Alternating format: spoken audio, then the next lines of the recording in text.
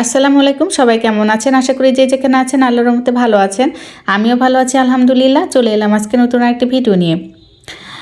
আমার অনেক আপুরাই কমেন্ট করেন যে আপু আমরা হাতের কাজে ড্রেস তৈরি করে সেগুলো সেল করতে চাই, তো সেই কারণে আমরা কিছু ড্রেস তৈরি করব, কিন্তু ভয় পাচ্ছি এটা ভেবে যে হাতের কাজে ড্রেসগুলো তৈরি করার পর সেল করতে পারবো কিনা। তো অনেক আপুরই এরকম কমেন্ট আমি পেয়েছি। তো আসলে আপু আপনাদেরকে বলবো যে যে কোনো কাজের শুরুতে আপনার সাফল্য অত তাড়াতাড়ি আসবে না, আপনাকে ধৈর্য ধরতে হবে এবং ধৈর্য ধরে কাজটা করে যেতে হবে, দেখবেন সাফল্য অবশ্যই আসবে। তবে হাতের কাজে ড্রেস তৈরি করা বা হাতের কাজ করা এটা একটু বেশি ধৈর্য সাপেক্ষ ব্যাপার, কারণ হাতের কাজ করতে গেলে অনেকটা ধৈর্যের প্রয়োজন হয়, যেহেতু খুবই নিখুঁতভাবে কাজটা করতে হয় আর অনেক সময় ধরে কাজটা করতে হয়, তাই প্রচুর পরিমাণে যাদের ধৈর্য আছে তারাই কেবল হাতের কাজের ড্রেসগুলো তৈরি করতে পারে। তো যাই হোক, আমাকে যে আপুরা কমেন্ট করেছেন যে তারা হাতের কাজের ড্রেস তৈরি করতে চায় কিন্তু তারা ভয় পাচ্ছে যে ড্রেসগুলো আদৌ সেল করতে পারবে কিনা, তো এইটা ভেবে তারা ভয় পেয়ে কাজ করছে না। তো আমি বলবো আপু আপনারা ভয় না পেয়ে কাজটা শুরু করে দেন। অন্তত প্রথমে কিছু গজ কাপড় কিনে নিয়ে যে 2 থেকে 3-4টা ড্রেস তৈরি করেন এবং সেই ড্রেসগুলো তৈরি করার পর সেখানে হাতের কাজ করে দেখেন আস্তে আস্তে সেল হবে। প্রথমে আমি বলি যে আপনারা কি করবেন, যদি আপনাদের ঘরে ছোট কোনো মেয়ে বাচ্চা থাকে তো তাকে সেই ড্রেসগুলো বানিয়ে বানিয়ে পরাবেন এবং আপনার আশেপাশে দেবর ননদ বোন ভাইয়ের ছেলে মেয়ে ভাইয়ের মেয়ে যারা আছে তাদেরকে একটা দুটো করে ড্রেস বানিয়ে দিবেন। আপনি তাদের কাছে খুব কম লাভে ড্রেসটা সেল করবেন। তখন ওই ড্রেসগুলো যে তারা যখন পরবে, বাচ্চারা যখন ড্রেসগুলো পরবে তখন কিন্তু আশেপাশে আরও মানুষ ওনাদের ড্রেসগুলো দেখবে। তখন কিন্তু তাদের যদি ড্রেসগুলো কাজগুলো ভালো লেগে থাকে তখন জিজ্ঞাসা করবে তার মাদের যে আসলে এই ড্রেসগুলো তারা কোথায় থেকে নিয়েছে বা তারা তৈরি করে দিয়েছে কিনা।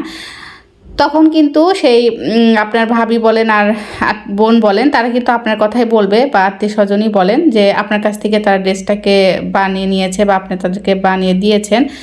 তখন কিন্তু দেখবেন ওই কাস্টমারটা কিন্তু আপনার কাছে আসবে তার বাচ্চার জন্য ড্রেসটা বানাতে। তো এখান থেকে দুজন থেকে তিনজন থেকে 5জন, এভাবে কিন্তু আস্তে আস্তে 1-2জন করে কাস্টমার বাড়বে।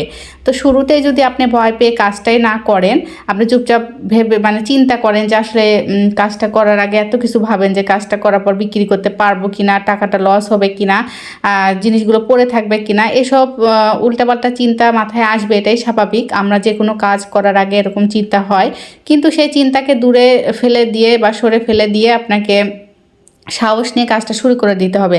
আপনি যদি জীবনে ভয় পান তাহলে আপনি কোনোদিনও কোনো কিছু করতে পারবেন না। আর আপনি যদি সাহস নিয়ে কোনো একটা কাজ করেন বা সেই কাজটা নিয়ে লেগে থাকেন তাহলে সাফল্য নিশ্চিত আপনি একদিন না একদিন পাবেন।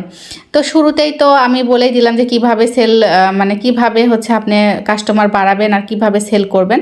তো শুরুতে আপনি এইভাবে 1-2জন করে দিবেন কাস্টমারকে, বা আপনার আত্মীয় স্বজনই ধরেন আপনার কাস্টমার হবে, তাদের কাছে আপনি বিক্রি করবেন, সীমিত লাভে বিক্রি করবেন। এভাবে আগে পরিচিতটা আপনি লাভ করেন, তারপরে আপনি যে বেশি প্রফিট তখন রাখবেন। আর তাছাড়াও আপনারা আরেকটা কাজ করতে পারেন, সেটা আপনার আশেপাশে যদি কোনো দোকান থাকে বা মার্কেট থাকে যেখানে বেবি ড্রেসগুলো বিক্রি হয়, সেখানে কি আপনি ওনাদের সাথে কথা বলে ওনাদেরকে কিন্তু বলতে পারেন যে আমি কিছু ড্রেস তৈরি করেছি, সেই সিম্পল ড্রেসগুলো আপনি ওনাদেরকে দেখাতে পারেন যে ওনারা আপনার কাছ থেকে ড্রেসটা কিনে নিয়ে কিন্তু ওনারা বেশি দামে ড্রেসটা বিক্রি করতে পারবে অন্য কাস্টমারের কাছে। এভাবে ওনাদের কাছ থেকে যদি আপনি যে অর্ডার নিয়ে আসেন এবং এনে সেই ড্রেসগুলো ওনাদেরকে তৈরি করে আপনি একটা নির্দিষ্ট অ্যামাউন্টে ওনাদের কাছে বিক্রি করবেন ড্রেসগুলো, দেখবেন ওনারা যখন বেশি দামের ড্রেসগুলো অন্য কাস্টমার কাছে বিক্রি করবে তখন কিন্তু আপনাকে আরও অর্ডার দিবে। আমার ভিডিওটি দেখছেন তারা প্লিজ আমার ভিডিওতে লাইক করে দিবেন আর আমার চ্যানেলটি সাবস্ক্রাইব করে আমার পাশে থাকবেন। যারা অলরেডি কাজটি করে দিয়েছেন তাদেরকে অসংখ্য ধন্যবাদ। আল্লাহ হাফেজ।